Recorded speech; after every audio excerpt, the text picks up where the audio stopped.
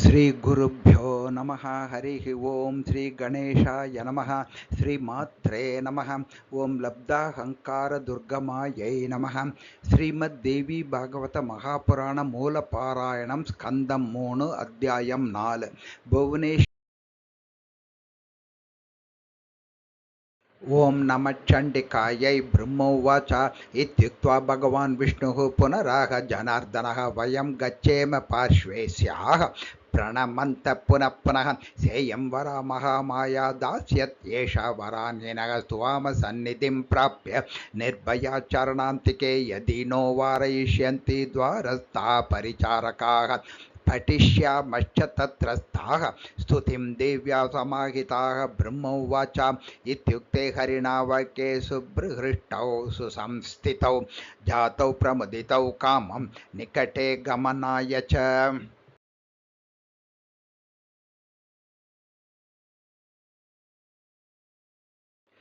ಓಮಿತ್ಯುಕ್ತ್ವಾ ಹರಿಂ ಸರ್ವೇ ವಿಮಾನಾದ್ವರಿತಾಸ್ತ್ರಯಃ ಉತ್ತಿರ್ಯ ನಿರ್ಗತಾದ್ವಾರಿ ಶಂಗಮಾನ ಮನಸ್ಯಲಂ ದ್ವಾರಸ್ಥಾನ್ ವೀಕ್ಷ್ಯ ತಾನ್ ಸರ್ವಾನ್ ದೇವಿ ಭಗವತಿ ತದಾ ಸ್ಮಿತಂ ಕೃತ್ವಾ ಚಕಾರಾಶು ತಾಂ ಸ್ತ್ರೀಂ ಸ್ತ್ರೀರೂಪಧಾರಿಣಃ ವಯಂ ಯುವತಯೋ ಜಾತಾಃ ಸ್ವರೂಪಾಚಾರುಭೂಷಣಾಃ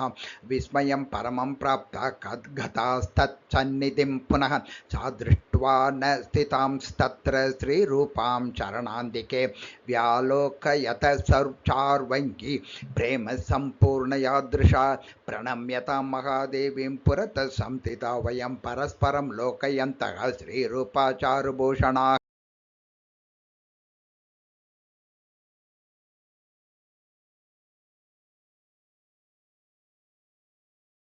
काश्चिच्चन्द्ररक्ताम्बरास्तत्र सहचर्यसहस्रशः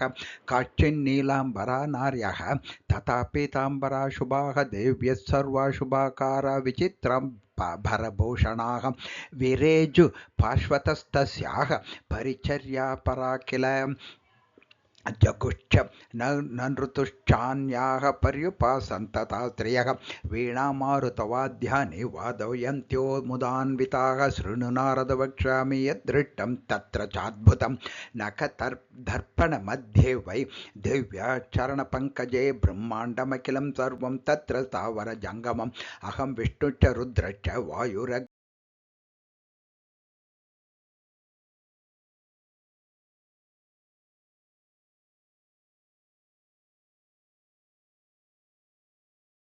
विश्वावशुश्चित्रकेतुः श्वेतचित्राङ्गदस्तथा नारदस्तुम्बुरुश्चैव हा हा हुस्तथैव च अश्विनो वसवः साध्याः सिद्धाश्च पितरस्तथा नागाशेषादयः सर्वे किन्नरोरगराक्षसाः वैकुण्ठो ब्रह्मलोकश्च कैलासपर्वतोत्तमः सर्वं तदखिलं दृष्टं नखमध्ये स्थितं छनः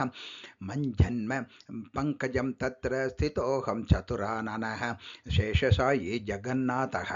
तथा च मधुकैटभौ ब्रह्मोवाच एवं दृष्टं मया तत्र पादपद्मनखे स्थितं विस्मितोऽहं ततो वीक्ष्य किमेतदिति शङ्कितः विष्णुश्च विस्मयाविष्टः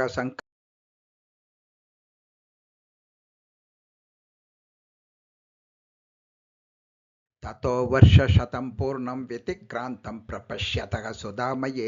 शिवे द्वीपे विहारं विविधं तदा सख्यैव तदा तत्र मेनिरेस्मानवस्थितान् दिव्यप्रमुदिताकारा नानाभरणमण्डिता वयमभ्यतिरम्यत्वाद् बभूविम विमोहिताः प्रकृतमनसः सर्वे पश्यन् भवान् मनोरमान् एकदा तां महादेवीं देवीं श्रीभुवनेश्वरीं ताव भगवान् विष्णुः युवती भावसंस्थितः श्रीभगवान् उवाच नमो देवी प्रकृत्यै च विधात्रे सततं नमः कल्याणे कामदायै च वृद्ध्यै सिद्ध्यै नमो नमः सच्चिदानन्दरूपिणे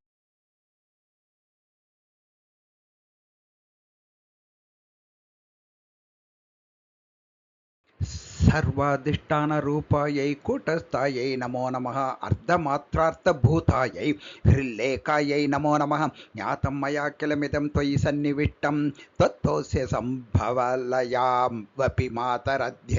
शक्तिश्च तेस्य करणे विदता प्रभावा ज्ञाताधुना सकललोकमयीति नूनं विस्तार्य सर्वमखिलं सदसद्विकारं सन्दर्शयस्य विकलं पुरुषाय काले तद्वैश्व षोडशभिरेव च सप्तभिश्च भासीन्द्रजालमिव न किल रञ्जनाय न त्वामृते किमपि वस्तु कदं विपाति व्याप्यैव सर्वमखिलं त्वमवस्थितासि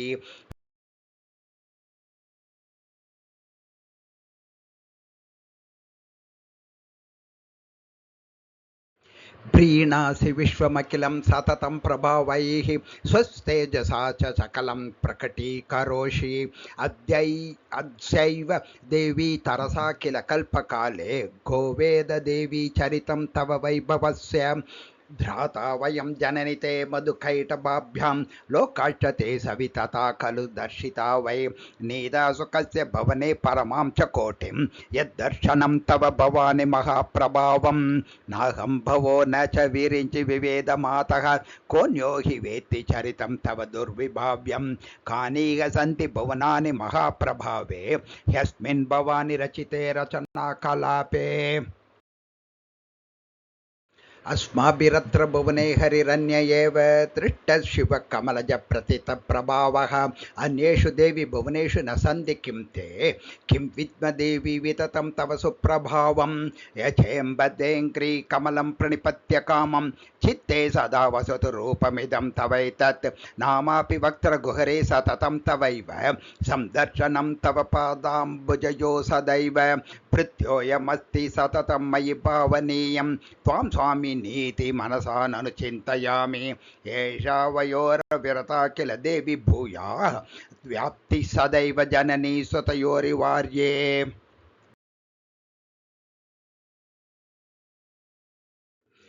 त्वं वेत्सि सर्वमखिलं भुवनप्रपञ्चं सर्वज्ञता परिसमाप्तिनिदान्तभूमिः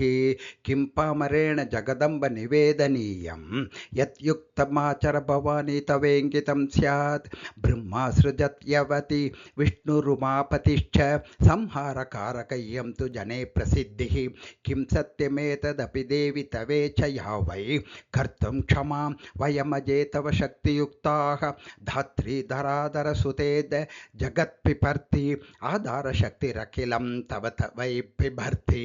सूर्योऽपि भाति वरदे प्रभयायुतस्ते त्वं सर्वमेतदखिलं विरजा विभासि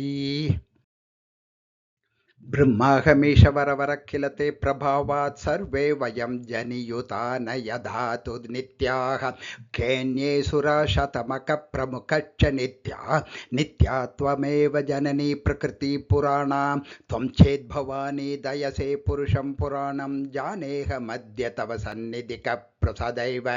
नाचेदहं विपुर नादिनरनीह ईशो विश्वात्मधीरिति तमप्रकृति सदैव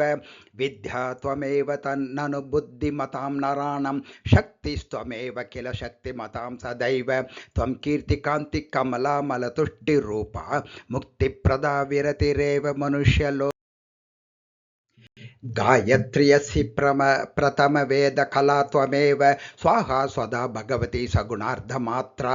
आम्नाय एव विहितो निगमो भवत्या सञ्जीवनाय सततं सुरपूर्वजानां मोक्षार्थमेव रचयस्य किलं प्रपञ्चं तेषां गता खलु यतो ननु जीवभावम् अंश अनादिनिधनस्य किलानगस्य पूर्णार्णवस्य वितता हि यथा तरङ्गाः जीवो यदा तु परिवेति तवैव कृत्यं त्वं संहारस्य किल मेददिति प्रसिद्धं नाट्यं नटेन रचितं विततेऽन्तरङ्गे कार्ये कृते विरमसे प्रतितप्रभावा त्राता त्वमेव मम मोहमयाद्भवाप्तेः त्वामम्बिके सततमेमि महार्दिते च रागादिभिर्विरचिते वितते किलान्ते मामेव